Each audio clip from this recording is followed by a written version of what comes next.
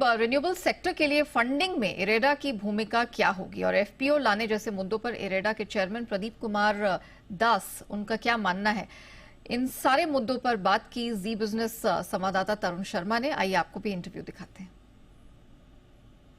32 लाख करोड़ रुपया चाहिए 2030 तक। इरेडा का इसमें क्या रोल रहेगा? कितना आपको लगता है आपकी लोन बुक इसमें बढ़ेगी? मैं आपको भविष्य 32 लाख का पहले अतीत का हिस्ट्री बता देता हूँ आंकड़ा। आज तक का अगर देखेंगे रिन्यूएबल में जो फाइनेंसिंग हुआ है 35% फाइनेंसिंग एनबीएफसी सेक्टर से आया है, 15% बैंकिंग सेक्टर से आया है और 50% बॉन्ड मार्केट से आया है। बॉन्ड मार्केट और बाकी जो डेवलपमेंटल एजेंसी आया है न, अगर हम इसी आंकड़ा को आगे कायम रखेंगे 32 लाख करोड़ का जो रिक्वायरमेंट है उसको अगर हम डेट इक्विटी में करते हैं तो डेट कंपोनेंट जो होगा अगर 70 या 75 भी कर दें तो लगभग 24 लाख करोड़ का डेट से आएगा। तो जो सरकारी एनबीएफसी है आज के दिन में हमारे पास इरेडा है, पीएफसी है, आरईसी है, हुडको है और भी संस्था है, तो उस अंदाज से अगर देखेंगे 12 लाख करोड़ एनबीएफसी से आएगा और आज का दिन में जो एनबीएफसी का है उसका 35% हमारा दिया हुआ है।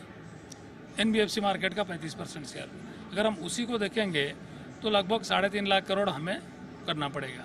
तो हमारा जो प्लान है नेक्स्ट 2030 तक 4.5 लाख करोड़ का हमने प्लान किया फाइनेंसिंग करने के लिए। तो इसके साथ साथ आपके एफपीओ का भी प्लान चल रहा है। कितना % आप स्टेक डाइल्यूट करने जा रहे हैं? कब तक आप उम्मीद कर रहे हैं कि एफपीओ का आपको अप्रूवल आ जाएगा?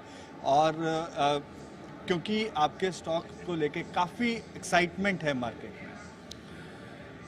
हमारा स्टॉक को लेके एक्साइटमेंट है ये मैं मानता हूँ, क्योंकि नवंबर में जब हम आईपीओ लाए थे, जब हम रोड शो कर रहे थे, हमने रोड शो के दौरान बैंकर से जो भी अरेंजर से जो डिस्कशन किए, हम लोग बहुत खुश हैं कि जो इन्वेस्टर है वो हमारे ऊपर उनका भरोसा रखे हैं। आज भी हमारा जो स्टॉक का प्राइस है वो काफ़ी चल रहा है। एक सरकारी ऑफिसर का होने के नाते हमारा रिस्पॉन्सिबिलिटी हम एक डिसिप्लिन माहौल में काम करें और इन्वेस्टर को डिसिप्लिन गवर्नेंस आगे भी देते रहें। हमने कॉर्पोरेट गवर्नेंस स्टैंडर्ड को इतना ऊंचाई पे लेके गए जो आज देश में हम बेंचमार्क बन चुके हैं। सबसे पहले रिजल्ट देना, सबसे पहले एजीएम करना, ये सब चीज़ें हैं। ये सारे चीज़ें सिम्टम होता है एक best quality corporate govern company. एक एनबीएफसी का सबसे बड़ा कंसर्न वही होता है नेटवर्थ एंड गवर्नेंस। नेटवर्थ हमारा कम था, अभी भी कम है, उसको हम लगातार बढ़ाते रहेंगे। हमारा जो ग्रोथ है, अगर सीएजीआर ग्रोथ देखेंगे लास्ट 4 साल में 29% है। कोई भी सेक्टर में, कोई भी ऑर्गेनाइजेशन में अगर 29% सीएजीआर ग्रोथ होता है बहुत बड़ा माना जाता है। उसके साथ साथ हमने एनपीए लास्ट 4 साल में 87% रिडक्शन कर चुके हैं। तो आगे हम नेटवर्क जोड़ने के लिए फर्दर फ्रेश इक्विटी लाएंगे, तो इस साल का अंत तक हमें 4,500-5 हज़ार करोड़ मार्केट से और फ्रेश इक्विटी लाएंगे। उसके लिए हमने भारत सरकार को निवेदन किया कि हमें अप टू 10% डाइल्यूशन, जो आपका नेचुरल डाइल्यूशन होगा, हमें परमिशन दे दीजिए।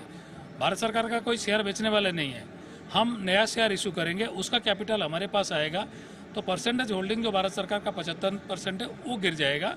तो हमारा अनुरोध उनको है कि 10% तक किया जाए।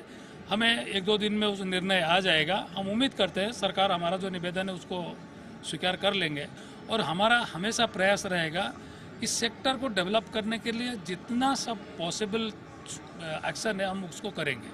हम सिर्फ मुनाफा कमाने के लिए नहीं है। ओके, तो इरेडा के टॉप मैनेजमेंट से खास बातचीत आपने देखी जी बिजनेस पे। हमारे साथ चंदन जी बने हुए हैं। चंदन जी, ये स्टॉक कुछ प्रेशर में रहा है, महीने भर में 7-7.5% इसने गंवाए हैं। क्या लग रहा है अभी चार्ट स्ट्रक्चर कैसा है? एंट्री का ये सही समय या थोड़ा और वेट करेंगे? देखिए, इरेडा एक थोड़ा सा वीक स्ट्रक्चर में गुजरा है पिछले लगभग 45 दिन में। उससे पहले काफी अच्छा परफॉर्मेंस देखने को मिला था और ऊपर के लेवल से गिरावट के बावजूद भी एक काउंटर 100% से ज्यादा की रिटर्न इस साल दे चुका है। मेरे हिसाब से थोड़ा सा यहाँ पे फॉलोअप चाहिए। जिस दिन ये स्टॉक 235-237 निकल जाता है, वापस 260-280 की तरफ के यहाँ पे मोमेंटम बनेंगे। तो ऐसा लग रहा है कि ओवरऑल जो रिसेंट का प्रॉफिट बुकिंग है वो कंप्लीट हो चुका है। इसके लिए मल्टीपल सपोर्ट आ रहे हैं, बट आपको इमीडिएट फॉलोअप चाहिए। ओवरऑल देखें 220 का सपोर्ट है और 235 के ऊपर 260 तक के स्विंग यहाँ पे बन सकते हैं।